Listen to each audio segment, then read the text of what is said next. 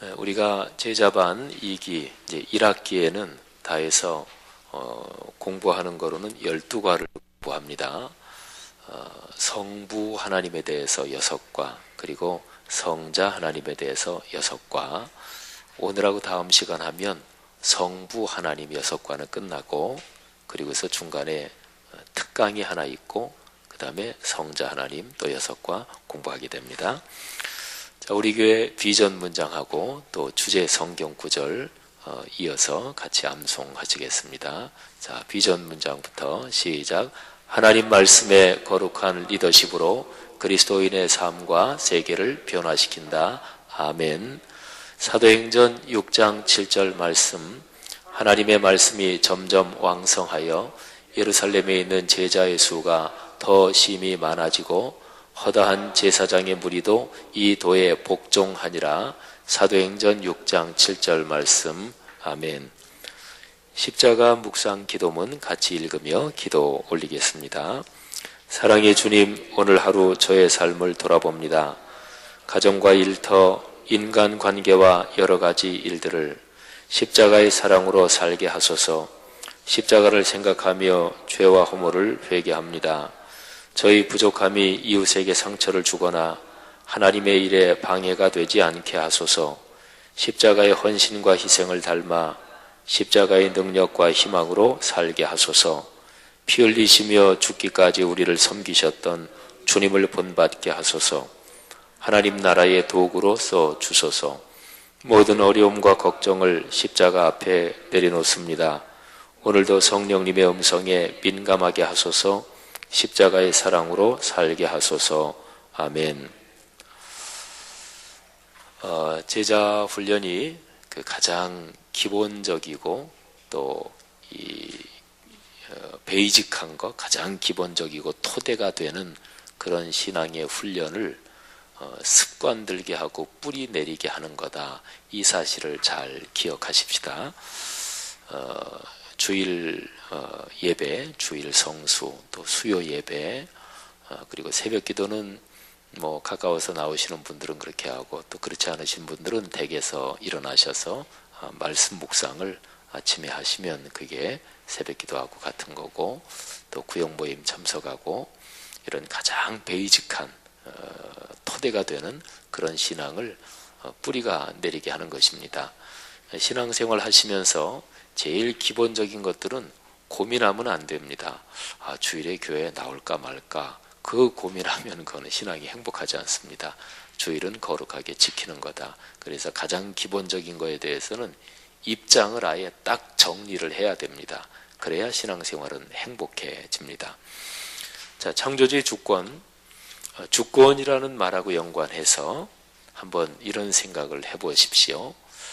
여러분들이 지금까지 살아오시면서 어떤 사람도 좋고요, 또 어떤 상황도 좋고요, 하여튼 어떤 상황에서 여러분 자신을 그냥 완전히 다 할 수 없다, 어떻게 되든지 간에 내가 다 맡긴다, 그렇게 자신을 다 맡겨보신 경험, 뭐 그런 걸 한번 머리에 떠올려 보세요. 내 자신이 더 이상 어떤 일을 할 수 없어서, 어쩔 수 없어서 할 수 없지, 이런 체험도 괜찮고요. 아니면은 누구를, 어떤 사람을 굉장히 신뢰해서 저 사람이 하는 얘기는 뭐 100% 믿을 수 있지, 그래서 그 사람이 하자는 대로 나를 완전히 맡겼든지, 하여튼 어떤 상황이든지 간에 나를 어디에다가 100% 그냥 꽉 하고 다 맡겼던 그런 경험을 한번 떠올려 보십시오. 그런 경험이 사람마다 가만히 생각해 보면 다 있는데요. 제 자신의 경험을 말씀드리면, 여기 계신 분들 중에서 살아오시면서 수술을 이렇게 하시고 전신 마취하고 그런 분들 계실 텐데, 저는 평생 살아오면서 딱 한 번 해봤습니다. 제가 독일에 있을 때 오른쪽 발목이 부러져서, 그래서 저 독일 북쪽에 가서 거기에서 이제 병원에 입원해가지고 수술을 받는데, 근데 그 북쪽 끄트머리, 독일 제일 끄트머리인데 크리스마스, 뭐 휴가 때 독일에서 문화 교류 프로그램이 있어요. 그래서 외국 사람들, 독일 안에 있는 외국 사람들이 독일 가정에 한 일주일 정도 이렇게 머무르고 하면서 하는 이 문화 교류, 문화 체험 그 프로젝트가 있어서 거기에 신청해서 올라갔다가 다리가 부러졌어요, 발목이. 그래서 거기는 한국 사람 아는 사람 한 사람도 없고 한국 사람 자체도 없는 도시입니다. 그리고 다리가 부러졌는데 그때 저 혼자 독일에 가 있었을 때고 저희 집사람이랑 아이들은 아직 한국에 있을 때입니다. 독일에 가서 한 3개월 됐을 때니까 제가 독일 말도 별로 잘 하지도 못하고 독일어 이제 배우는 중에 있었지요. 한국에서 독일어를 공부를 어느 정도 하긴 했지만 대개 그 나라 가면 다 안 들립니다.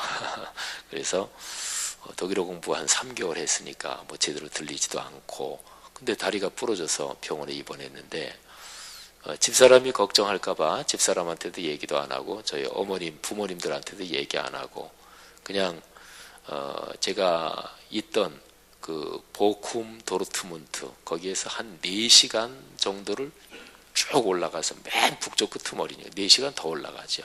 한 5시간 6시간 올라가나. 근데 이제 거기 도르트문트 보쿰 거기에 계시는 제 선배 목사님 그분한테만 얘기했어요. 그리고 이제 마취를 이제 받고 이제 수술을 하려고 그러는데 마취 주사를 이렇게 놓으러 그 사람들이 왔어요. 근데 그때 참 묘한 생각이 들더라고요. 내가 한국 또 가족들하고 이렇게 멀리 뭐 거의 지구 반대편이잖아요. 그렇게 떨어진 곳에서 수술을 받는데 가족들도 모르고 있고 난생 마취는 뭐 처음 해보는 거니까 기분이 아주 묘하더라고요. 그리고 말이 통하지 않아서 거기에서 이제 의사들이 와서 수술 받으려면 우리 한국 병원에서도 다 무슨 사인하고 그러잖아요. 근데 가서 독일어 공부한 지 조금 됐는데 더군다나 그 의료 용어라든지 관공서 이런 그 외국어가 이게 해독하기가 또 힘듭니다. 근데 뭐 뭔지 모르지요. 그래서 뭐 그냥 수술하기 전에 다 그냥 뭐 죽어도 책임 안 진다 뭐 되게 그런 거겠지 하고서 이제 뭐 사인하고 나중에 또 마취하는 의사 또 가만히 이제 눈치로 이제 때려잡는 거죠.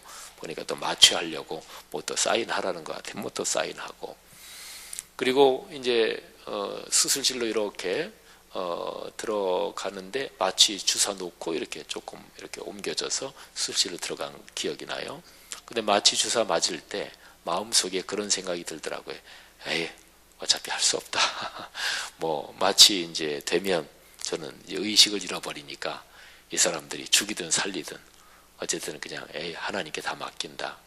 근데 참 기분이 묘하고 그리고 걱정도 하고 이러다가 할 수 없지 뭐 이렇게 마음을 탁 먹는 순간 참 마음이 평안하더라고요.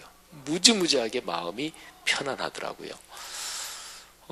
제가 살아오면서 어디에다가 완전히 나를 맡기면 이렇게 편안하구나. 그런 걸 저는 그때 굉장히 강하게 느꼈어요. 완전히 맡기는 거 있죠. 뭐 그거는 그러지 않을 재간도 없고 뭐 마취수사 맞으면 저절로 이제 의식 잃어버릴 텐데 안 그런다고 발버둥 쳐도 안 그럴 수도 없는 것이고 저는 그때에 자신을 완전히 어디에다가 맡기고 어떤 다른 말로 말하면 포기하는 거지요. 그게 그렇게 마음을 행복하고 편안하게 한다. 그걸 저는 그때 굉장히 강하게 체험을 했습니다. 하나님을 주권자라 그러지요. 우리가 하나님을 주님 이렇게 부를 때 거꾸로 저는 주님의 종입니다.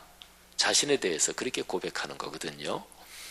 그리고 하나님을 주권자 그럴 때 그분이 주인으로서 절대 권한을 가지고 있다.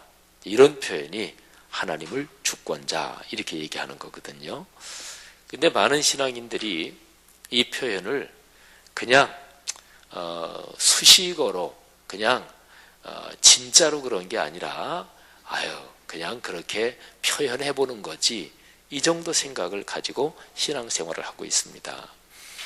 아마 여기에서요 신앙생활을 굉장히 오래 하신 분들은 신앙생활에서 순종, 이게 참 중요하다, 그런 걸 많이 들으셨을 거예요. 근데 전체적으로 요즘 한국 교회에서는 순종이라는 얘기를 많이 안 합니다. 그리고 우리 원로 목사님처럼 저보다 한 세대 위신 목사님들은 순종 얘기를 많이 하는데, 저처럼 이렇게 조금 젊은 사람들은 우리 목사들 자신이 순종이라는 얘기를 잘 안 합니다. 왜냐하면 한국교 신앙이 많이 떨어져서 순종이라는 얘기 하면 성도들도 아유, 저 목사한테 순종하라고 그러는 거지, 이렇게 생각이 드는 경우가 많아요. 근데 이제 저 같은 경우는 성경 어떤 부분을 할 때 제가 설교하거나 그럴 때 거기에 나오는 얘기는 전 정확하게 얘기합니다. 그래서 어제도 우리 수요 예배 때 말씀의 문을 열어주십시오, 그걸 위해서 기도해달라고 사도 바울이 그랬잖아요. 그러니까 여러분들이 담임 목사를 위해서 기도하셔야 돼요. 그러니까 제자반 훈련 받는 사람이 담임 목사를 위해서 기도 안 한다? 그건 제자반 훈련 안 받은 거하고 똑같아요. 우리 교회에서는 물론 이제 교회학교도 우리 교육기관 목회자들이 설교합니다만은 전체 예배는 담임 목사인 제가 설교하잖아요. 또 원로 목사님 한 달에 한 번 설교하시고, 그러니까 성도들이 저를 위해서, 여러분이 저를 위해서 기도 빠뜨리시면 안 돼요. 근데 저는 제가 연관돼도 성경에 따라서 할 얘기는 분명히 합니다. 근데 그거는 지형은 개인을 위해서 하는 게 아니에요. 지형은이라는 사람이 담임 목사직에 공적인 직무를 맡고 있기 때문에 그런 것입니다. 근데 어쨌든 전반적으로 한국 교회 신앙에서 순종이 제사보다 낫다, 무지무지하게 많이 들었던 구절인데, 그런데 그 구절을 목회자들이 그냥 성도들한테 목회자가 하는 말 암소리 말고 따라와라, 좀 그러는데 많이 사용해 먹고 써먹었어요. 그래서도 그 말의 진정한 뜻이 이게 좀 약해진 것도 있고요. 한국교회 전체적으로 신앙이 많이 떨어졌어요. 그래서 성경 말씀에 기록된 중요한 내용을 아예 그냥 될 수 있으면 그렇게 하라는 거지, 이 정도로 보통들 알아듣습니다. 근데 성경에 명령형으로 나온 거는 그거는 명령으로 들어야 돼요.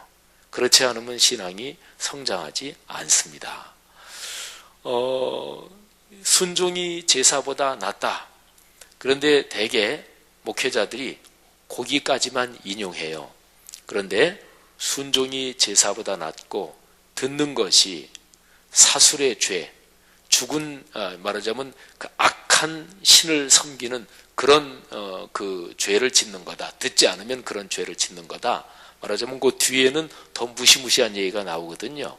근데 사실은 정확히 하면 순종이 제사보다 낫다, 그 얘기만 하면 안 되고 그 뒷부분도 얘기를 해야 돼요. 근데 대개 목회자들이 뒷부분 인용 안 하는 게 너무 세가지고, 근데 세든 약하든 성경에서 약하게 표현한 거를 목사가 세게 말하면 안 돼요. 또는 성경에서 세게 말한 거를 목사가 약하게 말하면 그것도 안 돼요. 그러니까 하나님을 믿는 신앙에서 제일 중요한 거는 성경에서 말씀한 대로. 자, 다시 주권자 이 얘기로 돌아가십시다. 하나님은 우리의 주권자이십니다. 그러니까 그분에게 우리의 삶과 죽음 모든 게 다 걸려 있습니다. 아까 우리 최 목사님이 같이 찬양 인도하면서 부른 찬양처럼 내가 주와 함께 내게 사는 것이 주 그리스도니 죽는 것도 유익함이라. 이거는 빌립보서에 있는 사도 바울의 고백이에요. 찬양이 가사가 그렇게 편한 가사는 아니죠, 그죠? 죽는 것도 유익하다 그러는데, 근데 저도 저 뒤에서 가만히 찬송 부르면서 주 예수 그리스도 죽는 것도 유익하다, 그리스도 안에서.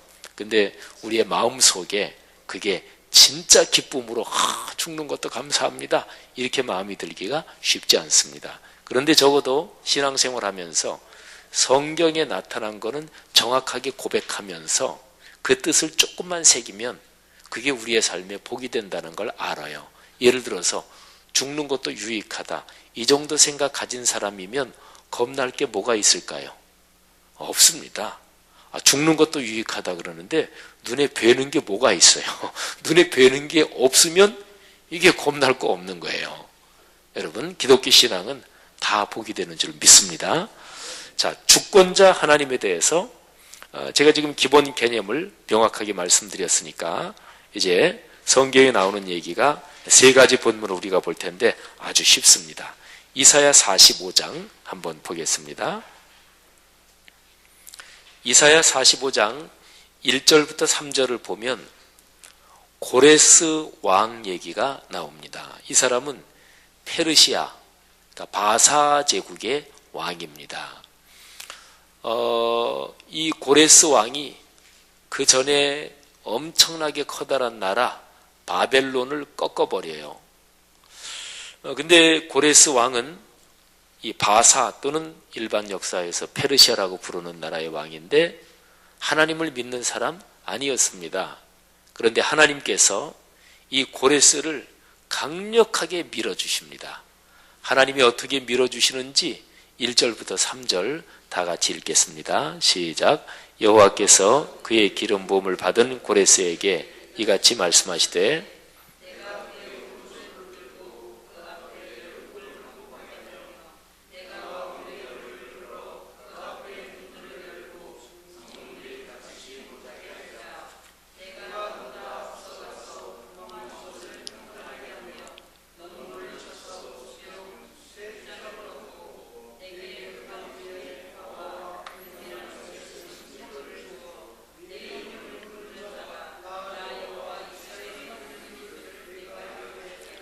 아멘. 여기 나오는 표현이 옛날 시대에 전쟁을 할 때 전쟁에서 이기게 한다. 그런 표현이라는 거 어렵지 않게 알 수 있겠지요. 뭐 성문을 열게 한다. 논문을 쳐서 부순다. 또 왕들의 허리를 푼다. 그거는 왕들이 전쟁할 때 허리에다가 칼을 차고 그러잖아요. 근데 어떤 왕이 허리를 푼다. 그러면 항복하게 된다. 그런 얘기죠. 하나님이 고레스 왕을 이토록 강력하게 축복을 해 주십니다. 그리고 더군다나 1절에 여호와께서 기름을 부어주신 고레스, 그러니까 그의 기름 부음을 받은, 여호와의 기름 부음을 받은 고레스, 이런 얘기인데 기름 부음을 받았다. 그게 히브리어로 메시아, 헬라어로 그리스도, 이런 말입니다. 물론 메시아 그리스도는 세상을 구원할 구세주 하나님의 아들 예수한테 이게 붙여진 이제 고유명사가 되지만 고유명사 말고 일반적으로는 누구누에게 기름을 붓는다, 그런 말뜻이 메시아 그리고 그리스도입니다. 구약은 히브리어로 기록됐고 신약은 헬라어로 기록됐잖아요. 그러니까 고레스가 자체가 구세주는 아니다, 아니지만 여기에서 그 중요한 표현이 고레스에게 쓰였다. 이것도 대단한 거죠. 그런데 하나님이 고레스를 왜 그렇게 축복해 주시는가? 4절에 그 이유가 나와요. 근데 4절은 이게 우리 개역 개정판 성경에는 조금 번역이 불충분합니다. 옛날 개역 성경을 조금 고친 건데 고칠 때 좀 잘 고치지, 이게 조금 불충분하고요. 혹시 집에 새번역 성경이나 현대인의 번역이나 다른 한글 번역이 있으면 한번 읽어보시면 쉬운데 4절을 제가 읽을게요. 내가, 이거는 하나님이에요. 하나님이 말씀하시는 거예요. 나의 종 야곱, 내가 택한 자 이스라엘, 그 이스라엘을 위해서, 그리고 내 이름, 너는 지금 고레스예요. 내가 택한 야곱, 내 종 이스라엘을 위해서 고레스 너를 불렀다. 그래서 고레스 너는 하나님이 나를 알지 못했지만 내가 고레스 너에게 고대 근동 지방을 다 다스리는 대왕의 칭호를 주었다. 5절, 나는 여호와라, 나 외에 다른 이가 없나니 나밖에 다른 신이 없다. 너는, 고레스 너는 나를 알지 못했을지라도 나는 내 띠를 동일 것이요, 왕이 허리를 탁 묶는다는, 전쟁에 나간다는 얘기거든요. 그래서 6절, 해 뜨는 곳에서든지 해 지는 곳에서든지 나밖에 다른 신이 없다는 것을 내가 알게 할 것이다. 그리고 뒤에 보면은 쭉 나오는데 하나님이 절대 창조자다, 그런 얘기가 계속해서 나옵니다. 12절로 내려가 보면 내가 땅을 만들고 그 위에 사람을 창조했다. 내가 내 손으로 하늘을 폈다. 하늘의 모든 군대에게 명령했다. 내가 공의로 그를 일으켰다. 그의 모든 길을 곧게 한다. 그가 나의 성읍을 건축할 것이다. 13절은 다시 이게 고레스 얘기예요. 내가 공의로 고레스를 일으켰다. 고레스에게를 곧게 한다. 고레스가 나의 성읍을 건축할 것이다. 사로잡힌 내 백성을 값이나 갚음이 없이 놓으리라. 고레스가요, 바벨론을 꺾고 나서 이제 고대 근동 지방 전체를 한 손에 움켜쥐게 됐잖아요. 근데 바벨론 시절에 포로로 잡혀온 사람들을 자기 나라로 돌아가게 했어요. 그러니까 바벨론하고 이 고레스, 이 바사 제국이 정복한 나라들을 다스리는 정책이 틀렸던 거예요. 바벨론은 어느 나라를 정복하잖아요. 그러면 다 끌어와요. 포로로 끌어오고 다른 민족 거기 갔다가 혈통 섞어놓고 막 이러는 거예요. 그러니까 일본하고 비슷하지요. 근데 바사의 고레스는 그렇게 하지 않고 어느 나라 정복하면 뭐 저항만 하지 않으면 충분히 자율권을 줬어요. 너희는 너희 신 섬기고 너희 나라에서 잘 살고 대신 우리나라를 잘 섬기고 세금이나 이런 거 바칠 거 그런 거 빼먹지만 말고, 이렇게 통치한 제국이 역사에서 오래 갔습니다. 로마 제국이 그랬어요. 또 일본이나 이런 나라는 이제 반대였고요. 그래서 이 고레스를 이렇게 하나님이 절대 주권으로 나라를 일으키시고 무너뜨리기도 하시고 그러는 거예요.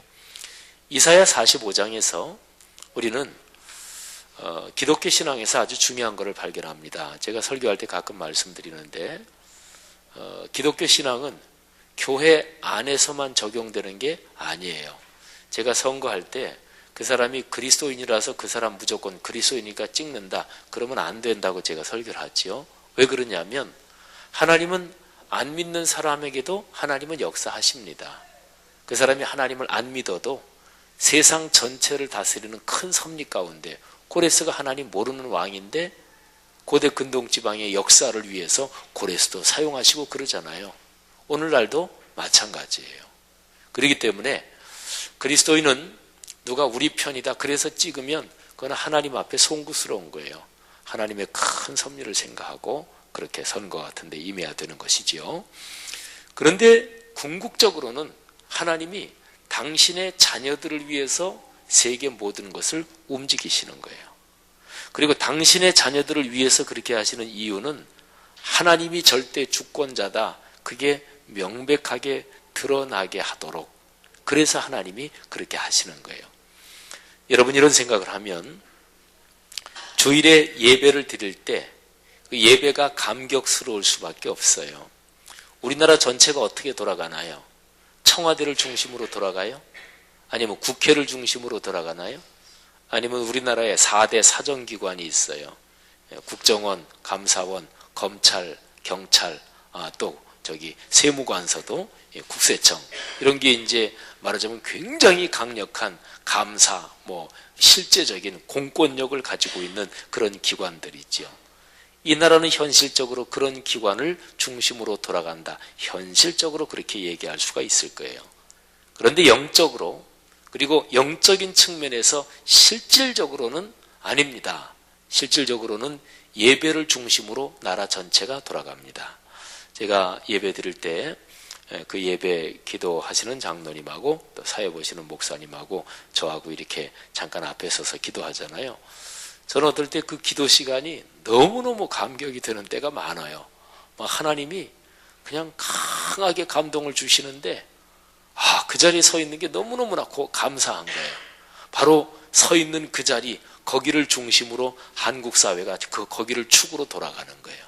온 세계가 주일 예배를 축으로 돌아가는 거예요.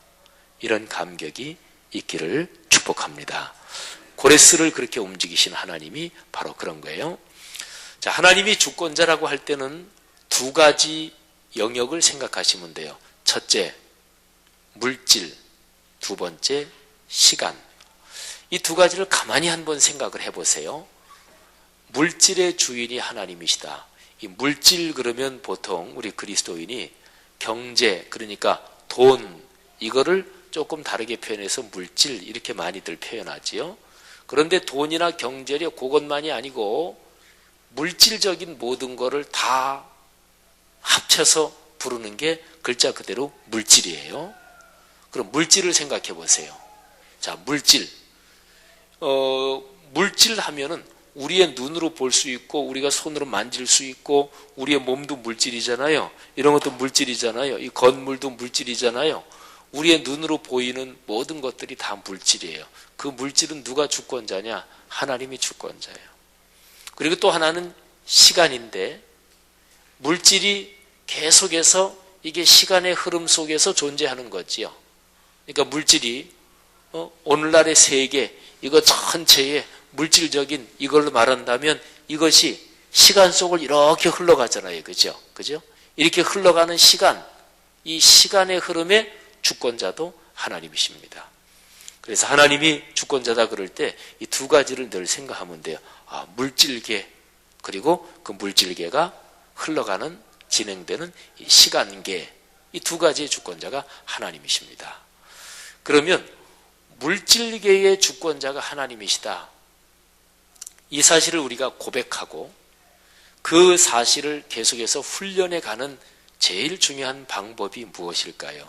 그게 11조 훈련이에요. 물질 하면은 아까 제가 얘기한 대로 뭐 신체도 물질이요, 돌도 물질이요, 뭐 건물도 물질이요 그러지만 물질에서 제일 사람 피부에 확 와닿는 게 한마디로 말하면 돈이에요. 그게. 그러면 제일 피부에 와닿는 거 그걸 가지고 훈련하면 다른 것들은 저절로 다 됩니다. 훈련의 기본 원리가 그런 거예요. 그러면 물질에서 우리 사람 피부에 제일 와닿는 게 이게 내 수입, 인컴, 돈인데 이 돈에서 10분의 1을 띄어서 하나님 앞에 바친다. 이거는 물질 전체의 주권자가 하나님이다. 이거를 훈련하는 가장 기본적인 훈련이에요. 자, 그 다음에 두 번째, 시간이 흘러가잖아요. 내가 살면서 사람은 늘 시간 속에서 살아갑니다. 뭐 여러분 다 일정이 있잖아요. 오늘 저도 이런저런 일정이 있었는데, 그런데 하루 24시간 또는 일주일 176시간 살아가는 이 시간의 흐름에서 시간의 주권자가 하나님이다. 그거를 잘 훈련하고 계속해서 그걸 잊지 않도록 만드는 게 바로 주일 성수예요. 그래서 거기에 딱 하고 고정을 시켜놓는 거예요. 세상 없어도 그거는 변동시키지 않고 딱 확실하게 고정시켜놓고 그거를 중심으로 다른 시간 일정을 이렇게 저렇게 짜는 거예요. 보통 사람이 시간 일정 짤 때 제일 중요한 거는 고정시켜 놓습니다. 그죠? 아, 이거는 움직일 수 없는 거 딱 고정시켜 놓습니다. 그러고 나서 이제 다른 거를 거기에 맞춰서 짜는 거예요. 우리의 삶에서 하나님이 주권자다. 그럴 때 11조를 철저하게 하면서 생활하는 사람은 기본적으로 물질의 주권자가 하나님이라는 것을 인정하고 훈련이 점점 되게 돼 있습니다. 그 다음에 시간으로 보면 주일 예배 드리는 것은 세상 없어도 타협하지 않는다. 그 사람은 시간 일정, 시간 흐름의 주권자 주인이 하나님이시다. 이거를 인정하게 돼요. 제가 이제 목회자 얘기를 가끔 하는데 우리 목회자들 그 얘기는 제 의식 속에 어떤 생각이 있냐면 늘 저는 목회자 신앙이 자동적으로 좋은 건 아니에요. 전 저 자신을 생각하면서 그렇습니다. 근데 제가 이런 얘기를 가끔 하는 이유는 한국교회를 보면서 너무나 안타까워서 그래요. 한국교회 문제는 목회자들이 신앙생활을 제대로 안 하는 데 있다. 그게 한국교회의 제일 기본적인 문제다. 저는 그렇게 보고 여러분들이 아유, 지 목사님이 본인이 목사니까 그냥 겸양으로 그러시는 거겠지. 근데 겸양이 아니고 진짜 그래요. 또는 아유, 목사님들이 신앙생활 그렇게 목사님, 전사님 신앙생활 그렇게 안 하려고요. 그렇게 그럴지 모르지만 진짜가 그렇습니다. 저는 아무리 생각해도 그거 아니면은 이게 한국교회 현 상황을 설명을 할 수가 없어요. 그런데 이제 목사들이 우리 같은 목회자들이 주일 성수한다. 목회자들은 주일 안 빠집니다. 그죠? 아, 이게 짭인데 어떻게 빠져요? 목사들은 주일에 빠지는 경우가 없어요. 그러면 목회자들은 주일날 거기 있으면 주일 성수하는 거냐? 빠지지 않는 것만 가지고는 몰라요. 목회자들은 예배를 드릴 때 다른 성도보다 진짜로 자기 자신을 더 잘 점검해야 돼요. 그래야 내가 주님을 섬기는지 알 수 있어요. 그리고 제가 지금 목회자한테 얘기한 요 사항은 교회 오래 다닌 사람일수록 교회 중직사일수록 이런 위험이 더 커요. 목사가 제일 위험이 크고 중직자는 어떤 사람이 중직자냐면 여러 각도에서 얘기할 수 있지만 교회 생활을 오래 해서 교회 다닌다는 게 신앙적인 이유만이 아니고 인간관계 이런 것도 이미 깊이 얽혀있는 사람, 그런 사람이 또 중직자이기도 해요. 그러니까 초신자는 신앙적으로 도전이 안 되면 교회 안 나옵니다. 근데 중직자는 신앙적으로 도전이 안 돼도 교회 나와요. 내 모든 생활 영역이 교회를 중심으로 다 얽혀 있어요. 그러니까 감동 없이도 예배 드릴 수 있는 사람이 중직자요, 목회자입니다. 초신자는 예배 시간에 감동 없으면 아유 나올까 말까 그러다가 진짜 감동 없으면 안 나와요. 여러분 잘 생각해 보십시오. 그래서 우리가 끊임없이 하나님이 주권자다 이거를 훈련시켜가는 가장 기본적이고 가장 실제적이고 피부에 콱 와닿는 두 가지가 있어요. 그게 11조 훈련, 주일 성수 훈련이에요. 두 가지가 다 피부에 와닿는 거예요. 돈 문제는 말할 것도 없죠. 시간 문제도 그래요. 날씨 좋은 날, 지난주일인가 지지난주일인가 주일에 나오신 성도는 보니까 이렇게 조금 줄었더라고요. 뻔하 우리 같은 목사들이 1년 사이클 잘 합니다. 봄에 날씨 좋으면 성도들 숫자 줍니다. 어디 가신 거예요? 놀러 가신 거예요. 또 이제 가족들하고 같이. 근데 신앙이 좋고 주일 성수가 딱 틀이 잡힌 분은 모르지만 그렇지 않은 사람은 날씨 좋은데 모처럼 애들이랑 봄인데 뭐 어디 꽃구경도 가고 살면서 그래야 될 거 아니겠어요. 그러니까 이제 예배 시간이 이제 조금 숫자가 주는 거예요. 또 여름 휴가 때 또 숫자 줄고 외국 교민교회는 아주 현저하게 줍니다. 여름 휴가 때는. 우리 한국은 아직까지도 휴가 이런 게 뭐 저기 하지 않은데 독일 같은 데 보통 1년의 휴가가 최소가 한 3주, 보통 한 달 이렇게 있는 휴가 있는 직장들이 많습니다. 그러니까 여름 휴가 때는 인원이 쭉 줍니다. 예. 미국도 마찬가지예요. 자, 두 번째, 세 번째 본문은 그런 거예요. 두 번째 신명기 12장 말씀 거기에 보면 11조에 대한 철저한 가르침이 있습니다. 그건 한번 밑줄 친 부분을 중심으로 여러분 읽어보시고 뒤로 넘겨보세요. 창세기 1장 28절 야곱이 고향을 떠나서 형을 피해서 도망가면서 하나님 앞에 서원하는 장면이 거기에 있습니다. 베델이라는 곳에서. 그래서 제일 밑에 밑줄 친 부분에 보면 내가 기둥으로 세운 이 돌이 하나님의 집이 될 것이요 하나님이 내게 주신 모든 것에서 10분의 1을 내가 반드시 하나님께 드리겠나이다. 예. 그 다음에 신명기 5장 그 밑에 보면 안식일 계명이 있죠. 안식일이 구약의 안식일이 신약에서 주일 성수예요. 주일이에요. 12절 네 하나님 여호와가 내게 명령한 대로 안식일을 지켜 거룩하게 하라. 15절 거기 보면 왜 안식일을 지키라 그러냐면 내가 애굽 땅에서 종이었는데 네 하나님 여호와가 강한 손과 편팔로 거기서 너를 인도하여 냈다. 구원했다. 너 죽을 자리에서 내가 살렸다. 그러므로 너는 주일 하루는 온전히 내게 바쳐라. 이렇게 하나님께서 말씀하신 거예요. 오늘날 현대 사회에 주일에도 직장 때문에 직장 생활을 해야 되는 쫌이 현대 사회에는 있기도 합니다. 그래서 이제 우리 교회 같은 데 일부 예배부터 여러 부가 있으니까 뭐 직장 꼭 나가셔야 되는 분 일부 예배 이렇게 좀 나오실 수도 있겠고 그럽니다만은 하여튼 주일에 직장 생활을 해야 되는 그런 쫌이 있는 게 현실입니다. 그런데 그런 특별한 경우 빼놓고 많은 경우가 주일을 지키느냐 안 지키느냐는 자기의 입장을 어떻게 정리하느냐 거기에 따라 달려있다. 다 그런 건 아니에요. 저는 옛날에 한 2년 정도 일반 직장 생활을 해본 게 참 하나님께 감사해요. 제가 국민일보에서 데스크로 논설위원으로 한 1년 한 8개월 정도 직장 생활을 해봤는데 저는 일반 직장 생활은 그때 처음 해봤어요. 그래서 내가 목회하는 교회 성도님들이 이렇게 일반 직장 생활을 하면서 이런 어려움도 많이 겪는구나. 저는 그때 이제 알았어요. 국민일보는 뭐 기독교 계통 신문이라 그러지요. 근데 거기서도 편집국장하고 데스크들 모여서 회식하면 의뢰 폭탄주 돌아가요. 하여튼 우리나라에서 폭탄주가 제일 센 게 무슨 검찰, 경찰 뭐 이런 데가 제일 세다. 신문사도 의뢰 모이면은 그냥 폭탄주 돌아가는데 근데 그때 당시에 편집국장 했더니 저는 제가 목사라는 거 사람들이 다 아니까 쭉 이제 폭탄주 돌아가는데 제 차례가 되면 그때 편집국장 했던 분이, 그분은 교회 띄엄띄엄 잘 나가시다 안 나가시다 그런 거, 그분 사모님이 아주 신앙이 좋은 분이에요. 근데 제 차례가 되면 아유 지부장 거는 내가 마신다 그래요. 그분이 대신 마시고 그랬는데, 그리고 직장 생활을 하면서 제가 이제 체험한 게 뭐냐면, 직장인들은 점심 한 끼를 어떻게 잘 맛있게 먹느냐, 그게 무지무지하게 중요한 거더라고요. 직장 생활 하신 분들은.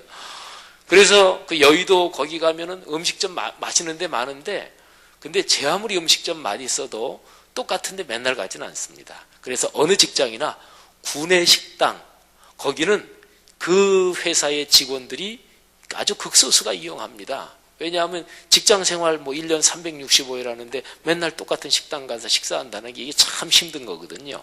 어쨌든요.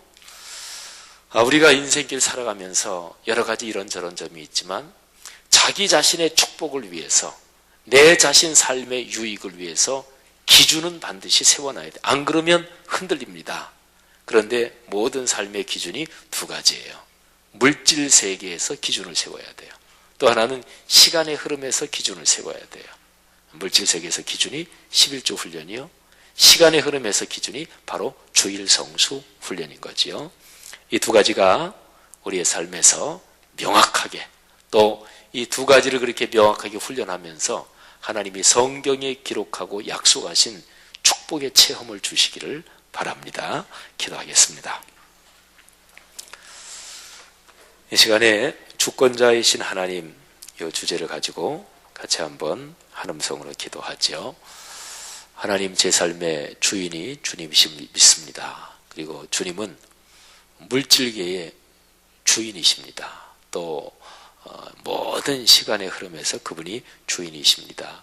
그분이 우리를 축복하십니다. 그리고 우리의 축복을 위해, 우리의 삶의 진정한 복을 위해, 또 악한 영이나 이런 세파에 휘둘리지 말라고, 그래서 하나님이 기준을 두고 생활하라고 하시는 거예요. 11조 훈련과 그리고 주일 성수 훈련, 또 두 가지도 또 기도하시고, 이런저런 여건 때문에 두 가지가 잘 안 되시는 그런 개인적인 사정들이 또 있겠지만, 그러나 성경적인 기준은 명백합니다. 주여, 물질계에 하나님의 축복을 경험하게 하옵소서. 시간, 인생사에서 하나님의 축복을 경험하게 하옵소서. 한 2분 정도 통성으로 기도하겠습니다. 하나님 아버지, 은혜를 감사합니다. 오늘 이사야 43장 말씀, 또 신명기서 말씀, 또 창세기 28장 말씀 통해서 하나님이 주권자여 또 모든 것을 결정하시는 분이심을 다시 한번 배웠습니다. 하나님, 우리가 신체를 입고 살아갑니다. 또 우리가 물질 세계 속에 살아갑니다. 우리가 살면서 수입이 필요하고 경제활동이 필요합니다. 또 우리는 시간의 흐름 속에서 살아갑니다. 우리가 무한히 사는 것이 아니요, 일정 시간 육신의 구조 속에 살아가다가 우리의 육신의 생명이 끝날 때가 또 있습니다. 하나님, 이 시간에 고백합니다. 물질 세계의 주권자가 아버지 하나님이심을 저희가 믿습니다. 하나님 아버지, 모든 시간의 흐름을 아버지 하나님께서 주권적으로 결정하시는 것을 제가 고백합니다. 주여, 물질 세계에서 주님이 주시는 축복을 경험하게 하시고, 시간이 흘러가는 인생사 속에서 주님이 주시는 축복을 경험하게 하옵소서. 11조와 주일 성수의 훈련이 우리 제자 훈련 받는 분들의 삶에서 큰 복이 되게 하시기를 원하고, 가정마다 경제적으로 늘 더 풍요로워지며, 또 주일 성수를 중심으로 삶의 모든 일정 아름답게 조화롭게 하옵소서. 감사합니다. 축복합니다. 하나님, 은혜 감사합니다. 하나님 아버지께서 오늘도 살아계시며 우리의 삶의 모든 현장에서 우리의 주인으로 우리를 축복하심을 믿습니다. 물질 세계 속에 우리는 살아가고 있습니다. 신체 구조를 가지고 있고, 또 음식을 먹어야 살고, 또 집도 있어야 되고, 이런저런 물질적인 구조 속에 살아갑니다. 또 우리가 걸어가는 인생의 시간이 무한하지 않고 언젠가는 끝이 있고, 우리가 입고 있는 신체도 물질이기 때문에 수명이 다하면, 또 쓸 용도가 다하면 또 다 망가지고 작동이 멈추게 됩니다. 하나님, 물질과 시간, 이 두 가지 범위 가운데서 살아가는 저희들에게 물질에서 주권자이신 하나님의 축복하시는 체험을 주옵소서. 시간에서 그런 체험을 주옵소서. 그래서 귀한 성도님들의 가정이 인생사 가문 대대로 걸어가면서 경제적으로 넉넉하게 하옵소서. 하나님이 또 당신의 영광을 위해 필요한 경우에 큰 부자, 큰 재벌도 성도들의 가정 가문 가운데 많이 일어나게 하옵소서. 성도들이 장수한 것을 경험하게 하시고 또 살면서 해야 되는 모든 시간 일정에서 쫓기지 말고 휘둘리지 말고 참 아름답고 평안하게 살게 복을 주옵소서. 예수님 이름으로 축복하며 기도 올립니다. 아멘.